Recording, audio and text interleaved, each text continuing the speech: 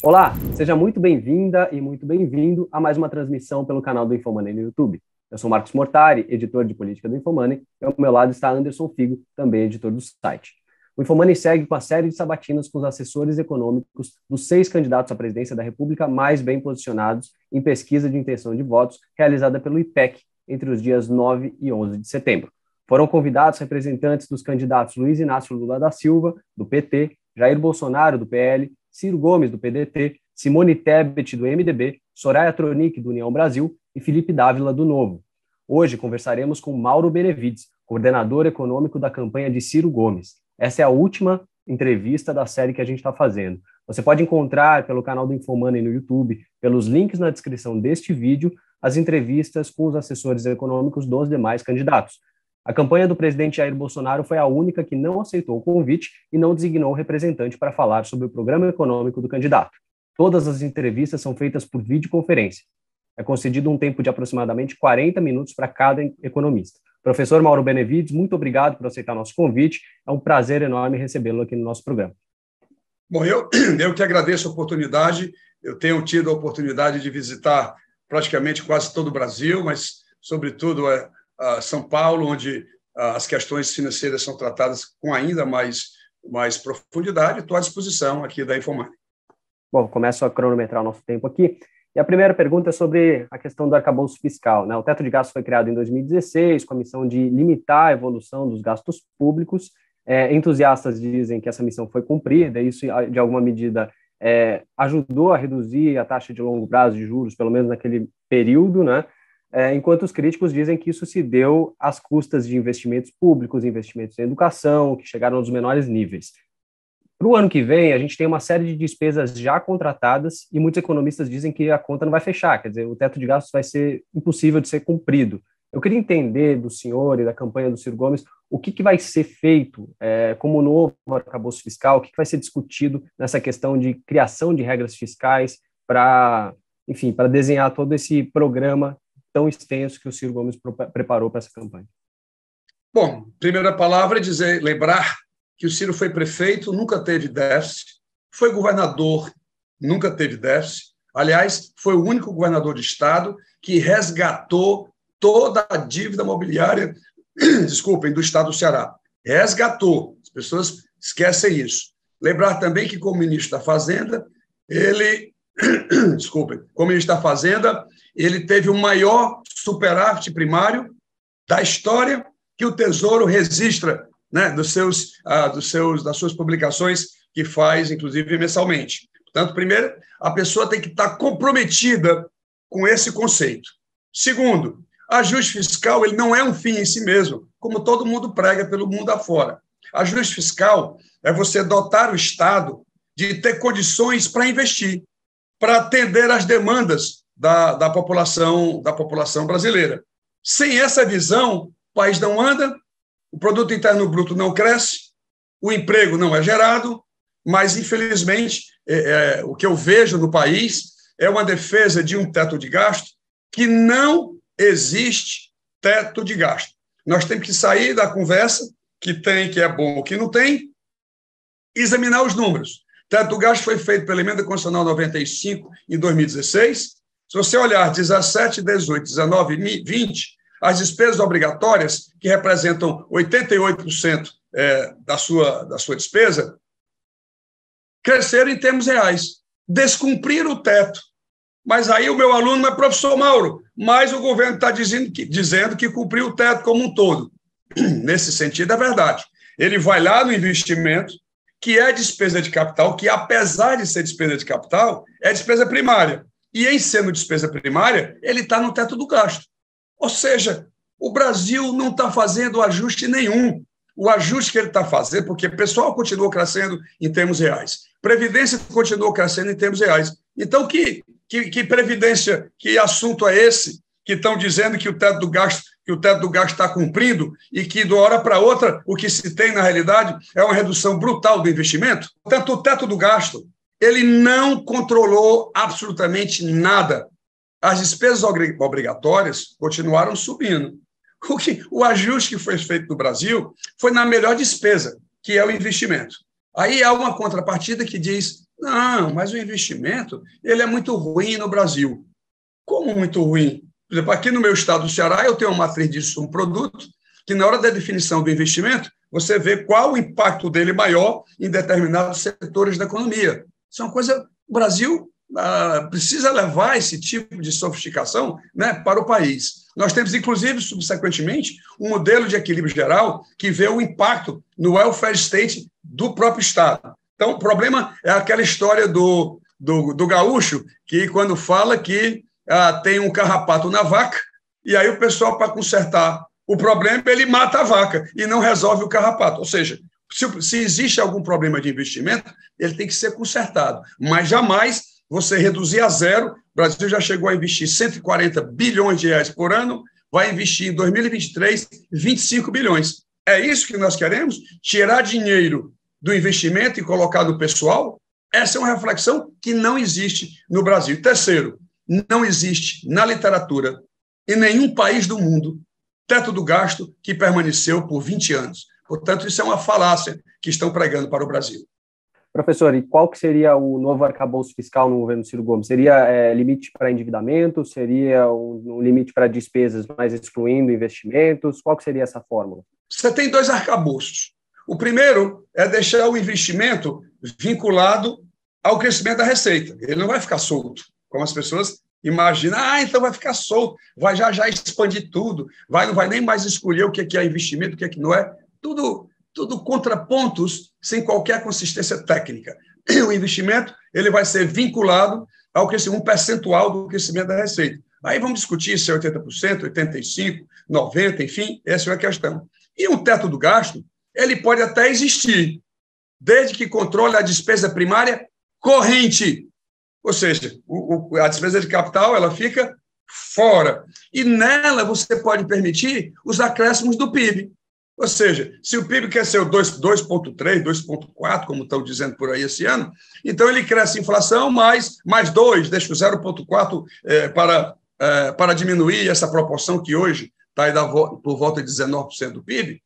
Então, vários conselhos. Agora, eu, pessoalmente, está sendo discutido ainda na equipe, eu acho que, e o governo e o Tesouro finalmente começou a falar sobre isso, está na hora de se pensar uma meta de endividamento, seja relação dívida consolidada líquida sobre receita corrente líquida da União.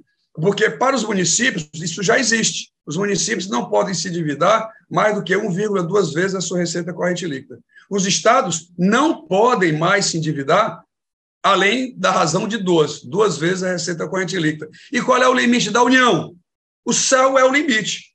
Já pensaram isso? O céu é o limite. Ou seja, ninguém está preocupado com essa relação e agora estão vendendo essa imagem positiva que caiu de 80 para 77, porque não estão olhando o impacto do aumento do deflator do PIB em função da inflação. Né? Você eleva o PIB nominal como se fosse crescimento, né, do produto interno bruto, aí ao inflar o denominador, a relação dívida-PIB cai, mesmo com a dívida crescendo, mesmo com o volume de juros aumentando. Então, essa análise de pouca substância, né, essa relação, essa meta pode ser, sim, analisada. Os Estados Unidos, que é o maior país mais capitalista do mundo, que é o país que ancora toda a poupança líquida externa do mundo, que deságua nos Estados Unidos para receber lá a tarifa do Fed Funds, pois lá tem.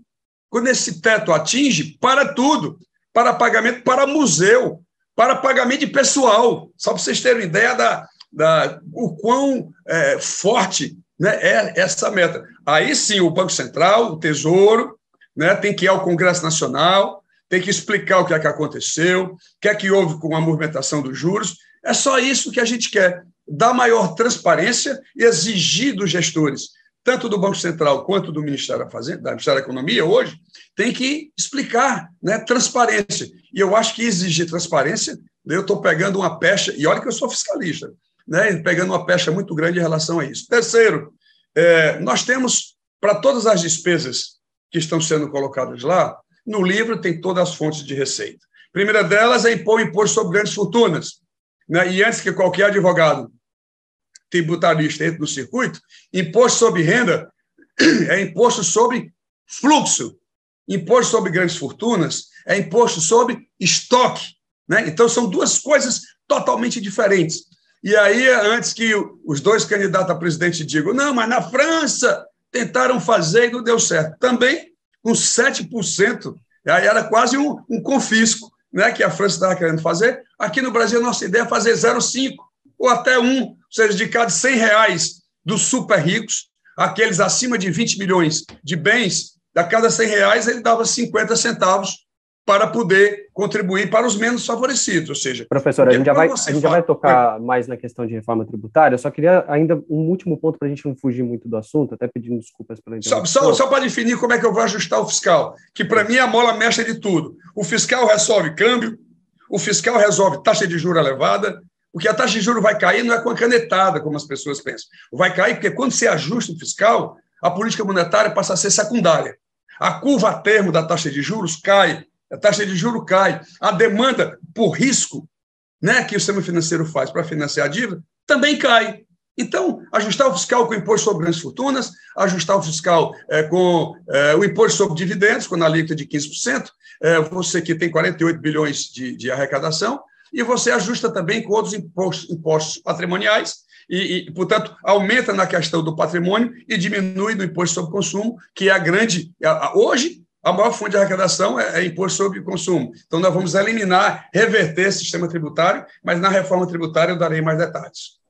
A parte aí de ainda o senhor e o próprio candidato Ciro Gomes, né, hoje até no discurso que ele fez para a imprensa, ele voltou a chamar a atenção para as despesas financeiras, né, o quanto o país gasta por conta de juros da dívida, enfim. E muita gente costuma questionar a campanha com relação a como que seria feito esse controle de despesas por parte da despesa financeira, já que é algo controlado muito mais atrelado à taxa de juros do Banco Central, ou seja, uma política de outro órgão, enfim. Haveria algum espaço para alguma canetada? Seria pelo fiscal? Detalhe um pouquinho essa questão de como que seria para controlar, conter as despesas financeiras que ocupam um pedaço muito grande do orçamento. Você acha que um governador que resgatou toda a dívida imobiliária, de tão líquido que estava, qual é o exemplo que esse cara pode dar? Existe espaço para canetada? Nos últimos 5 anos, 22 estados entraram no Supremo para não pagar, para não honrar suas dívidas.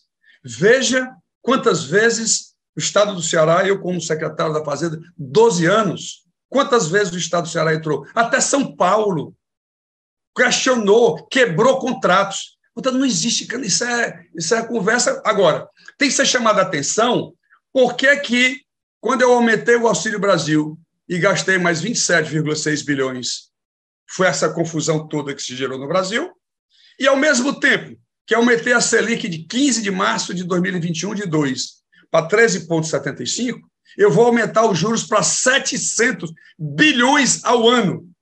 Gente, será que ninguém pode chamar a atenção disso? 700 bilhões de reais, então eu não posso fazer a despesa primária, e despesa primária tem todo o regramento.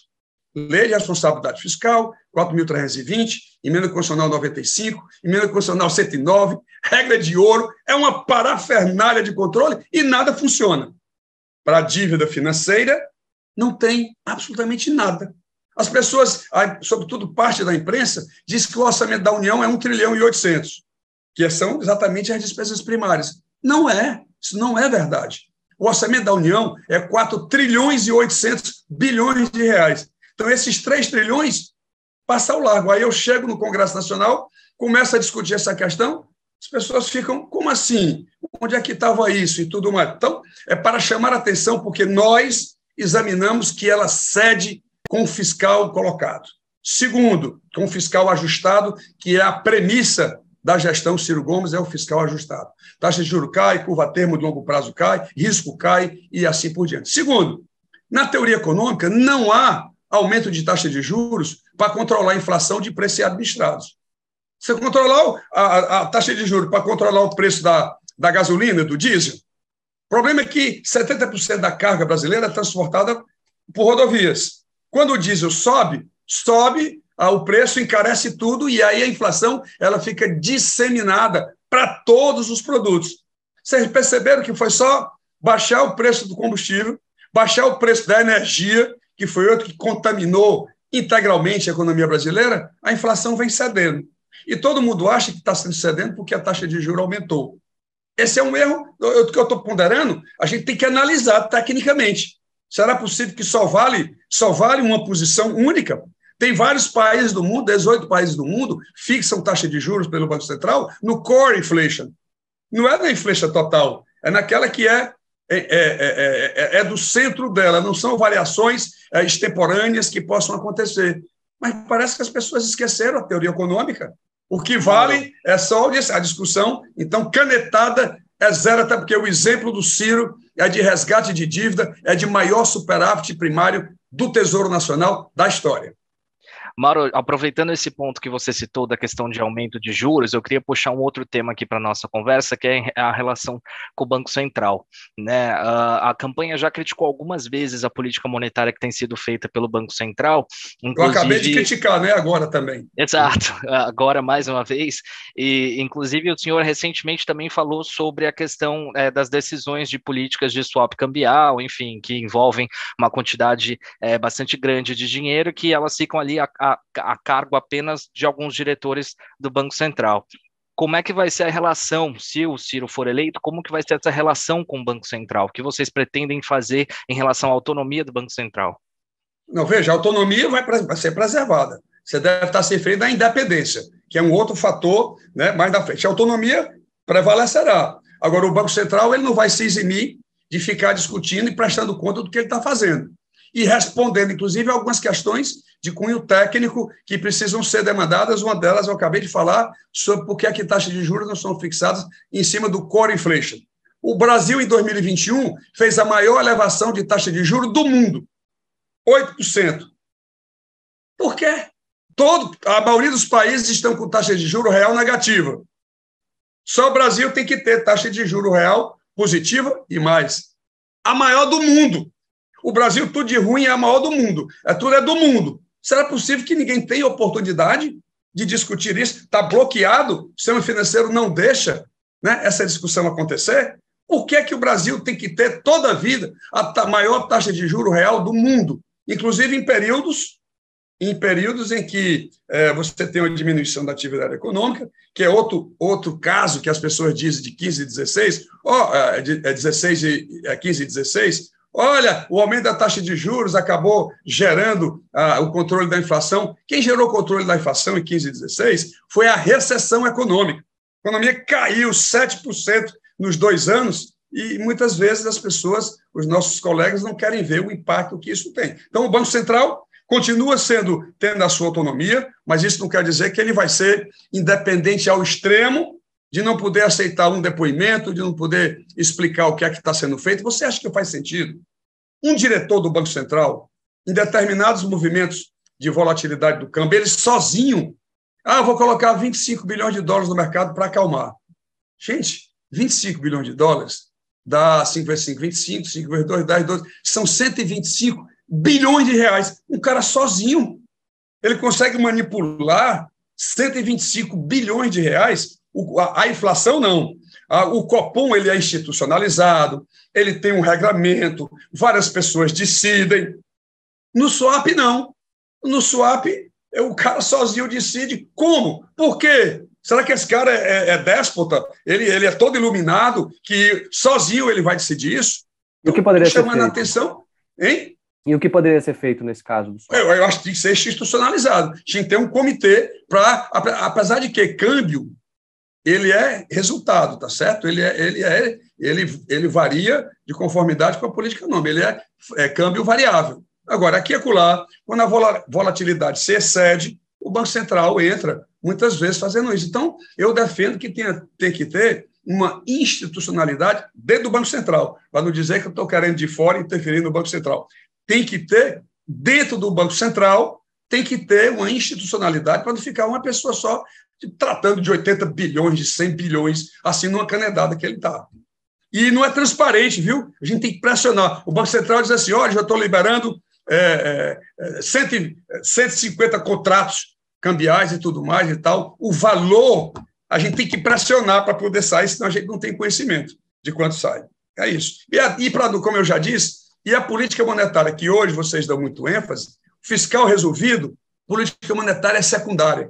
Ninguém vai nem ouvir falar na taxa de juros, que o fiscal está ajustado, que é o que nós fizemos no Ceará nesses anos todos. Nós somos, quando se olha a receita de cada estado, nós somos o maior investidor do Brasil. 4 bilhões por ano. Até 2020, não tinha Minas Gerais, Rio de Janeiro, Rio Grande do Sul, não tinha ninguém que calçasse, né, chegasse perto desse volume de investimento. Porque a nossa meta com o ajuste fiscal é investimento, é atender às demandas da população. Porque o que é que faz o teto do gasto? Eu aumento minha receita em 23%, a inflação foi 10,06%, aí esses 13% aqui é para pagar a dívida. Ou seja, o aumento da eficiência, ele só serve para pagar a dívida. É isso mesmo que a população brasileira deseja? Não podemos aumentar a capacidade de investimento do setor público? Eis a questão.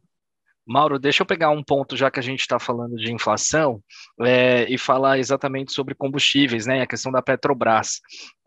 A campanha ela critica bastante a política, o PPI, né, a política de paridade internacional da Petrobras. E aí eu queria que você falasse um pouco sobre como que deve ser essa relação, qual que seria o papel da Petrobras em um eventual governo do Ciro Gomes. Primeiro, a Petrobras vai ter que mudar foco, continuar trabalhando em produto fóssil, oriundo, né, de produtos, gasolina oriundo de produtos fósseis, tem que acabar. O mundo inteiro está mudando para a energia eólica, para energia solar. Aqui no Ceará nós estamos mudando, porque já temos 40% da nossa rede já nessas duas, estamos mudando agora para o hidrogênio verde. Então, primeira coisa que Petrobras vai mudar o seu foco, sair de combustível fóssil e ir para combustíveis do futuro, da modernidade, e não nesse atraso que estão procurando manter a Petrobras. Isso tem uma razão. Estão mantendo esse atraso para privatizar ela por preço bem baratinho. Segundo, o Brasil tem petróleo para 98% do seu consumo. Só refina 70%. Portanto, ele tem que importar 30%, né, da sua demanda de combustível. Aí o pessoal diz, olha, se não reajustar, aí não vão ter como comprar, nós vamos ter prejuízo. Pois bem, então, no mínimo, a fixação do preço da Petrobras não deveria ser 100% PPI, deveria ser ponderado com os 30% que ela tem que comprar. Segundo, eu recebendo determinado diretor da Petrobras, ele disse, mas deputado, o senhor não está entendendo. É porque algumas refinarias nossas, ela não consegue refinar aquele petróleo, acho que é o mais grosso, se eu não me engano, que tem que ter um preparo tecnológico melhor e tudo mais. E tal. Eu disse, estou entendendo.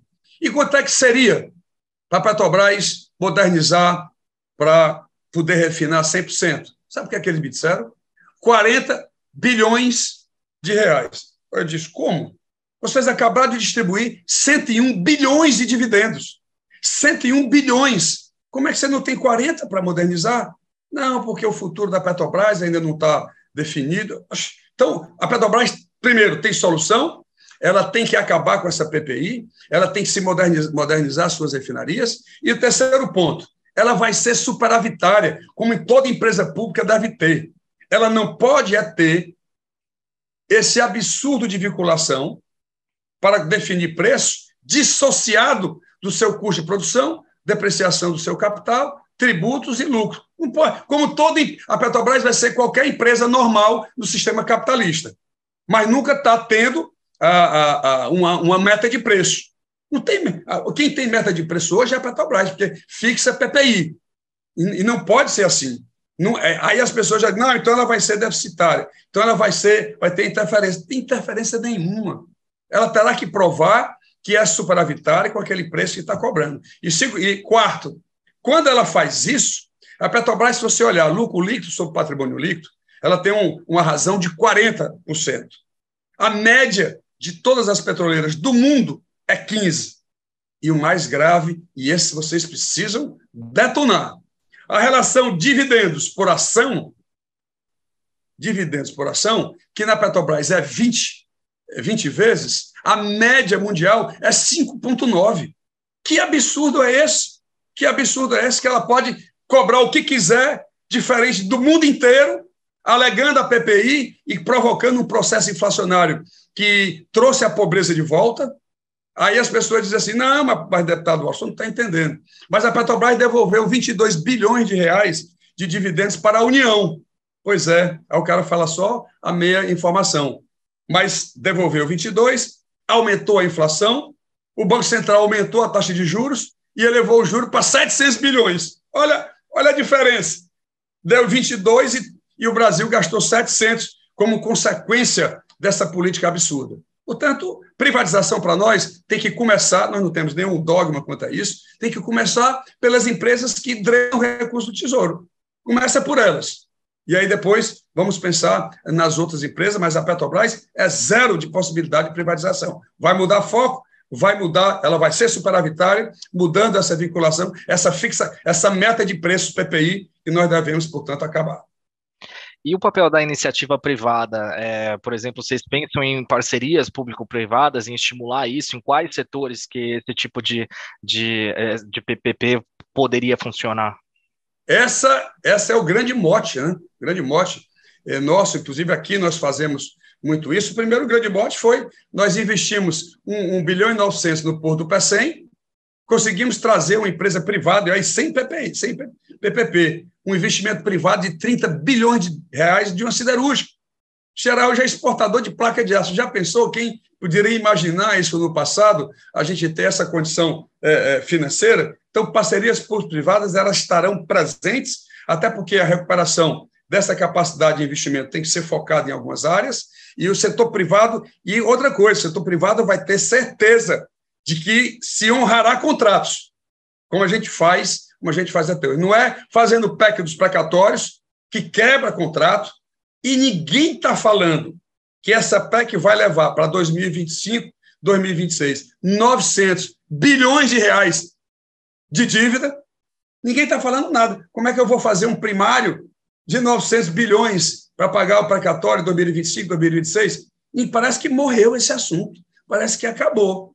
Então, trago à tona aqui também para que a gente não deixe isso passar em branco. Deputado, eu queria tocar agora na questão da reforma tributária. Eu anotei alguns dos pontos que são colocados pela campanha no programa de governo, né? Reduzir incentivos fiscais em 20% no primeiro ano de governo, que daria uma economia daria 70 bilhões aí para os cofres públicos, né? A recriação de imposto sobre lucros e dividendos, que daria outros 70 bilhões, a taxação de grandes... O imposto sobre dividendos é 48, tá? Com a alíquota de 48. 15. Okay. Isso. Estimativa da Receita, tá? Não é nossa. Tudo é Receita. Tá, vamos lá. Ok, taxação de grandes fortunas também, né? Seria 0,5% aí sobre fortunas acima de 20 milhões. Não, né? não, 0,5%. Então, 0,5% acima de fortunas acima de 20 milhões, né? Teria também redução de impostos para a classe média, né? Para cobrar mais os super ricos e a junção de... Você atualiza, inclusive, o imposto de renda, dá uma atualizada na tabela do imposto de renda, cria mais 2 alíquotas, né? Para rendas mais elevadas, você extingue a PJ, porque quando você contrata uma pessoa para trabalhar, ela vai pagar 27,5% de imposto de renda por salários, sei lá, 50 mil, 100 mil. Quando você é contratado, uma pessoa, a mesma coisa, por PJ só vai pagar 15%. Então, há uma drenagem de recursos muito grande do erário, né? Você tem as desonerações fiscais, hoje diminuída de 360 para 320, porque se tirou as microempresas do conceito de incentivo fiscal, né? A lei tirou esse valor, então permanece lá só com 320, 310, isso varia com quem você conversa, mas você pode reduzir. A gente tem discutido, o Ciro tem falado muito em 20%, e só isso aí dá 60 bilhões. Eu acho que a gente consegue alcançar pelo menos 15%, né, em cima disso. Então, olha, fiscal, nós sabemos como fazer. O problema é que cobrar imposto de rico aqui no Brasil, ninguém consegue. Tudo tem um contraponto que não tem nenhum alicerce da teoria econômica, nenhum. E é isso, sim. Então, eu queria que você continue. Então, no fiscal, você tem todo o desenho feito. Sim, professor, e a questão da simplificação de impostos federais, a campanha sinaliza também com algo parecido com o que está sendo discutido no Congresso Nacional. Pode continuar. A reforma tributária, sobretudo a 45, que andou muito, se bem que a 110 no Senado, inclusive, ficou praticamente pronta. Lá ela só trata de simplificação. Ela não trata de progressividade, ela não altera o imposto sobre patrimônio, né, porque a população não entende por que é que você, Mortari, quando compra o seu carro, você paga lá o IPVA. Eu sei que você comprou sua BMW lá, um carro que tem uma alíquota lá de 4%, o que quer que seja, mas aí um rico compra um barco de 200 milhões e ele paga 0 de IPVA. Sabe? É isso mesmo que a população brasileira quer fazer. Então, esse conceito, primeiro, de criação de 2 alíquotas adicionais de imposto de renda para salários mais altos. E, segundo, você alterar 2 impostos que, inclusive, são o IPVA, permanece estadual, mas o ITCMD ele vai ser federal e aí distribuído, compensando os estados para sem ter uma perda dos valores recebidos hoje. Né? Que o ITCMD, a alíquota máxima do Brasil hoje é 8. Mínima 4, máxima de 8. Eu acho que só 12 ou 13 estados, se eu não me engano, só cobram 4. O resto nunca foi atrás. E aí, como o brasileiro adora se comparar, porque nos Estados Unidos é assim, porque nos Estados Unidos é assado, toda a vida essa conversa dos Estados Unidos. Aí eu mandei 2 colegas professores, eles foram aos Estados Unidos, foram lá pesquisar. Aliás, tem um estudo, inclusive, da Receita. Vou pesquisar quanto é que era essa alíquota. A menor alíquota de patrimônio, quando você morre, que vai deixar para alguém da sua família, a menor alíquota é 20%, com isenção de $5 bilhões do total, tá certo? Tem um nível de isenção, e aí tratado lá. Aqui no Brasil é 4%. Né? E nós temos aí 58 mil brasileiros somente, dos 218 milhões, 58 mil são super ricos. Esses caras não podem contribuir com esses impostos. Então, é uma reflexão que a gente tem que fazer. Vamos continuar permanentemente cobrando imposto sobre consumo? É isso que nós queremos? Ou seja, o pobre pagando mais imposto proporcionalmente do que os ricos? Então, ela não avançou porque essa questão, além da simplificação que é necessária, e aqui fala uma pessoa que conhece por dentro essa questão, né? 12 anos eu aprendi que o tributo ele tem regras na emenda da Constituição, na lei complementar, na lei ordinária, no decreto, na instrução normativa, na portaria. Olha, mortalha e figo é uma parafernália de entendimentos que isso onera, né, o custo da empresa, seja com advogados, com contadores, com sistemas para poder adequar às exigências do fisco. Então, tudo isso é importante na reforma tributária. Agora, enquanto não tiver esse avanço para também fazer a propriedade, fica difícil. E o segundo ponto, o setor, a indústria, porque o IVA, o Imposto sobre Valor Agregado, na indústria, como ela tem várias etapas anteriores à sua produção final, ela vai abatendo a carga de tributo que foi paga anteriormente. O setor de serviço, 60% desse custo é pessoal, ela não tem abatimento. O que é que aconteceu no Congresso? E aqui posso lhe falar, menos como professor e agora como deputado federal. Lá, o setor de saúde, o setor de educação vai ter aumento brutal de alíquota, de 9, 10 para 27.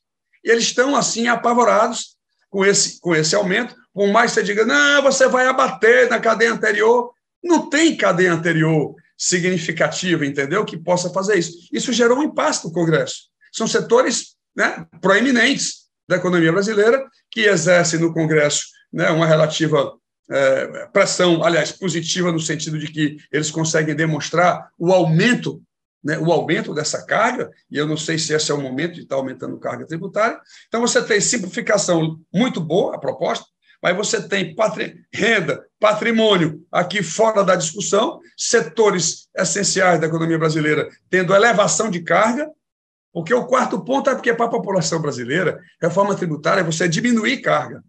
Reforma tributária, para quem está no governo, é, no mínimo, manter a carga. Então, até essa conflito federativo, o que São Paulo pensa não é que pensa o pessoal da região norte, né, que sempre tem esse conflito de Zona Franca de Manaus e assim por diante. Então, não é uma questão fácil. E tem um terceiro ponto.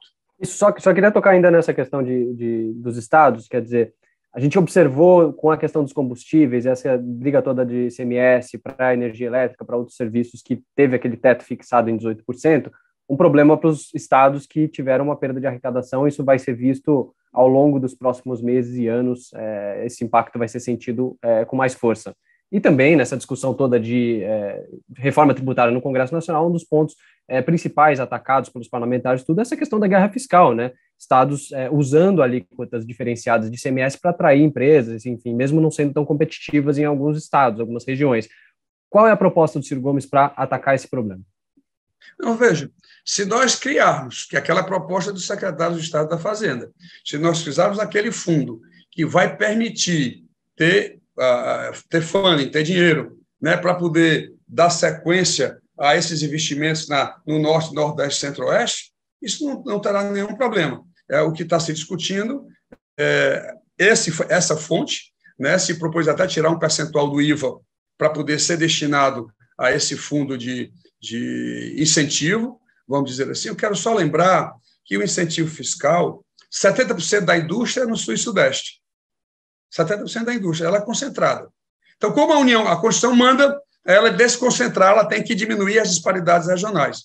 Como a União não fez o seu papel, o que é que os estados fizeram lá? Começaram a oferecer quanto é para trazer a empresa A do Sul para Pernambuco e lá ela produzir nas mesmas condições de custo, porque ela vai trazer a matéria-prima para cá, que nem tudo tem. O maior mercado consumidor não é lá, vai ter que devolver esse produto de volta para o mercado consumidor, então isso tem um custo. O incentivo fiscal nada mais é do que você conceder esse montante para dar igualdade de condições no processo industrial, por exemplo. Porque, às vezes, as pessoas são muito idiosincráticas a isso. E as pessoas precisam compreender. Nós queremos manter a concentração industrial lá no Sul e Sudeste? Se querem isso, aí realmente essa política de incentivo foi equivocada. Agora, se você quer partilhar que as demais regiões brasileiras possam ir para o crescimento, os governadores lançaram mão disso, que agora está regulada oficialmente pelo CONFAS. Você não pode mais conceder incentivo fiscal. Somente aqueles hoje pré-existentes é que vocês ainda podem fazer. Então, isso já foi um corte muito grande. Mas criar o fundo para poder manter os investimentos, investir no porto para que as empresas privadas possam instalar, isso gera competitividade. Fazer infraestrutura de estradas para escoar a produção, para que isso gere competitividade de custo. Então, tem que ter uma fonte para poder, desse fundo de investimentos, que está lá previsto na emenda constitucional, na proposta de emenda, a emenda 45, que foi exatamente para estabelecer esse fundo, e isso resolveria o problema, com certeza. Mas tem um quarto ponto, só para terminar, só um minutinho, Fico. Olha, a cesta básica, hoje, ela paga o ICMS de 18 para 7 e a 0 de PIS/COFINS, certo? Então, você tem a carga lá, vai variar de estado para estado, 8, 9, vamos dizer que seja 10% a carga tributária do arroz, do feijão, do açúcar, do sal, do óleo e assim por diante. Você, com o IVA, a cesta básica vai para uma alíquota de 27, como diz o IPEA. O ARPI diz 25, eu nunca vi esse estudo, o IPEA diz 27. Ou 25 ou 27, você vai sair de 9 para 25, ou de 9 para 27, ou de 10 para 25, 10 para 27. Então, você vai aumentar a carga tributária para os mais pobres. Aí, quando eu digo isso, aí o pessoal vem, mas, deputado Mauro, o senhor não está entendendo o problema.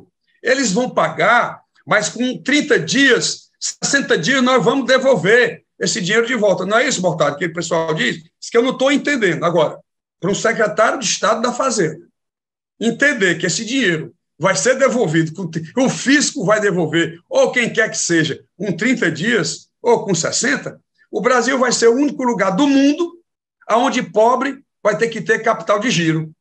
Ele vai pagar um tributo para receber de volta. Sabe? A não ser que tenha um programa que, na hora do pagamento, eu já não pague o tributo. Aí tá beleza. Mas do jeito que está traçado agora, eu exigir do pobre capital de giro é uma outra ponderação que eu estou fazendo aqui para vocês. Mauro, eu queria pegar já esse ponto, a minha pergunta era exatamente sobre programas sociais e as políticas relacionadas à população mais pobre, né? A gente sabe que a gente tem aí 33 milhões de brasileiros que passam fome hoje, né? Tem muita gente nessa situação e tem muitas famílias endividadas também. A gente sabe que o Ciro tem aquele programa de renda mínima, né, do Suplicy, que ele fala bastante sobre isso. Então, eu queria que você comentasse um pouco sobre qual é o papel dos programas sociais num eventual governo Ciro, se você puder falar especificamente sobre esse programa também. Uhum. É muito claro lá. A gente deu só uma leve aprimorada lá do que o Eduardo Suplicy propôs a vida inteira. Ninguém nunca prestou atenção, nem o partido dele, para não falar o nome do partido. Nós resolvemos analisar melhor e fazer o conceito de renda mínima por domicílio, certo? Por domicílio. Você sabe que no mundo você tem a linha de extrema pobreza, aqui no Brasil, R$ 147, de extrema pobreza, R$ 147, e você tem a linha de pobreza, que são R$ 417. Então, nós fomos atrás de descobrir como gerar uma renda mínima, per capita, para alcançar R$ 417 por pessoa. Tá? Per capita, às vezes, o pessoal, em outros segmentos, não entende, a gente tem que falar per capita ao mesmo tempo, por pessoa. Não é para vocês, né, que eu estou falando naturalmente, mas as mídias sociais hoje vão para todo canto. Mas, enfim, então, quando você faz essa soma, isso vai dar R$ 1.011 para chegar nesses 417. De onde? Vocês ficam logo perguntando, porque essa pergunta só é feita para mim. Perguntaram outro dia no debate de uma rede de televisão, aqui agora perguntaram ao primeiro entrevistado, que é um grande parceiro meu amigo e tudo mais, olha, o programa social, quem começou fomos nós e tal, nós vamos expandir aquilo. Sim, vem de onde o dinheiro? Não, vocês sabem, ele foi muito eficiente. Não diz, né? E a outra diz assim, não, nós temos um programa social muito bonito, foi feito, inclusive, pelo senador cearense e tudo mais, que vai fazer isso e aquilo. Aí você pergunta, quanto é? Ninguém diz. Agora, nós não. Nós temos um valor definido. Qual é a tese? A tese, você não vai acabar com a aposentadoria rural. Você não vai acabar com o BPC. Né? Você vai pegar, e nem com o Auxílio Brasil, vai fazer assim. Pega esse valor na casa. Tem alguém que recebe aposentadoria? Tem. Se bem que são poucos, né? Do que nós vimos, só 8% do total dos aposentados é que participam. Mas, enfim, pega lá. Tem BPC na casa? Tem. Quanto é o Auxílio Brasil? O Auxílio Brasil, hoje, estava orçado lá em 90 bilhões, era para ir para 150. Então, eu pego os 90 bilhões, os 69 e os 140 da aposentadoria, vejo quanto falta para chegar nos 417 reais. Tá certo? É onde eu chego com aqueles 70 bilhões necessários que fica faltando, né? Não dá para chegar, até porque a linha é muito alta. Se fosse da extrema pobreza, era fácil de resolver, mas 8, 10 bilhões a gente resolveria. Mas, como é de 417, o Ciro quer acabar com a pobreza no Brasil. Isso não é retórica.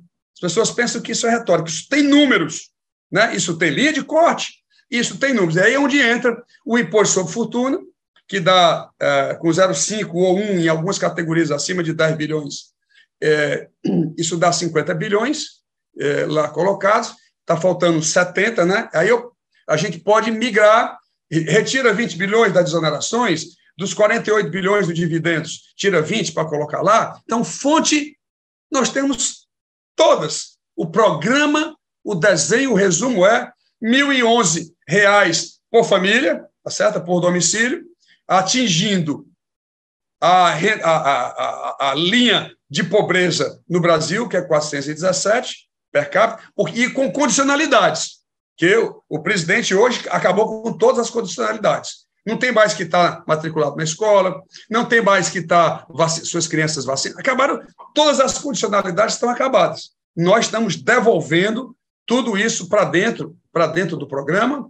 Olha, vai ser um show. Você acabar com a pobreza no Brasil, o cara precisa ter muito discernimento, fonte de recursos, equação técnica para poder produzir essa ideia que o Ciro ele pensa muito e é o que ele quer oferecer para o Brasil.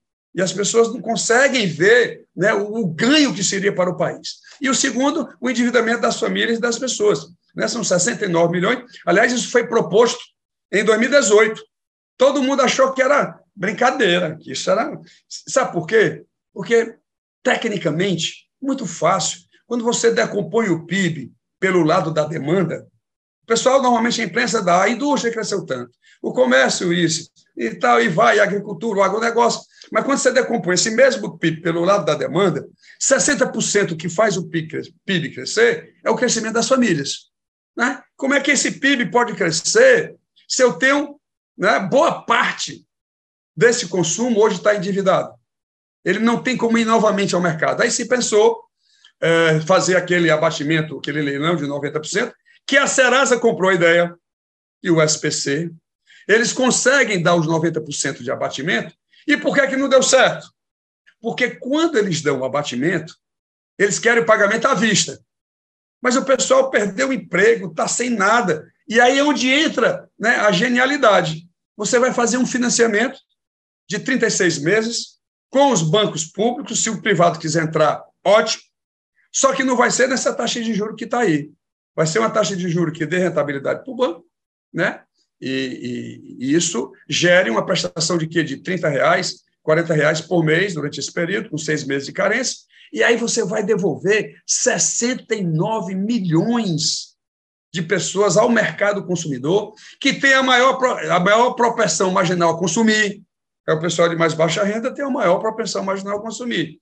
E isso a gente vê muito em introdução à economia. Então, sabe, é um programa show de bola, que tem um alicerce técnico, sabe, profundo, e a gente resolveria essas taxas de crescimento, porque já sabe melhor do que eu, que até 1980 o Brasil crescia a 6,4, uns dizem 6,6, aí vem a briga que eu estou errando os números, vamos dizer que seja 6,4. De 1980 a 2010, o Brasil cresce 2,5, em média. E de 2010 a 2020, cresce 0, em média. Tem alguma coisa errada no Brasil. E ninguém acorda, isso está tudo bem, que então, tem que manter o mesmo modelo. O mesmo modelo que está aí funcionando te gerou um crescimento de 0 do produto interno bruto. Então, não podemos obter outro resultado com o mesmo modelo. A gente tem que ter outro resultado com outro modelo. E é isso que o presidente Ciro está tentando mostrar para toda a população brasileira. Deputado, muito obrigado pela sua participação. Infelizmente, nosso tempo acabou. Gostaria de agradecer muito a sua atenção, seu tempo, a menos de uma semana das eleições, em nos atender, o convite, em conversar conosco sobre o programa de governo do candidato, e agradecer também a todos que acompanharam essa nossa série de sabatinas com os assessores econômicos dos candidatos. Lembrando Fica à vontade. Desculpa. Eu é que agradeço realmente a oportunidade. Quanto mais temos a possibilidade e a boa vontade de vocês de nos permitir levar esse esclarecimento, né, tão grande que eu acho que é necessário para o Brasil, compreender que existe uma alternativa para a gente equacionar o problema brasileiro, retirar as pessoas da pobreza, distribuir melhor essa renda, que o Brasil ainda é muito concentrado, com os 10% mais ricos, detendo aí quase metade, né, da renda nacional. Na realidade, eu que agradeço a oportunidade, e eu espero que a população brasileira possa compreender a extensão que esse projeto representa para todo o Brasil, e eu acredito, sim, que é possível fazer um país ainda mais justo e um Brasil ainda mais desenvolvido. Gostaria também de agradecer a todos que nos acompanharam aqui nessa série de sabatinas, lembrando que o link de todas as entrevistas está disponível nesse vídeo, você pode acessar também no canal do Infomoney. Lembrando, você que não é inscrito, se inscreva no canal, ative o sininho para ficar por dentro de todos os nossos próximos vídeos. Muito obrigado e até a próxima.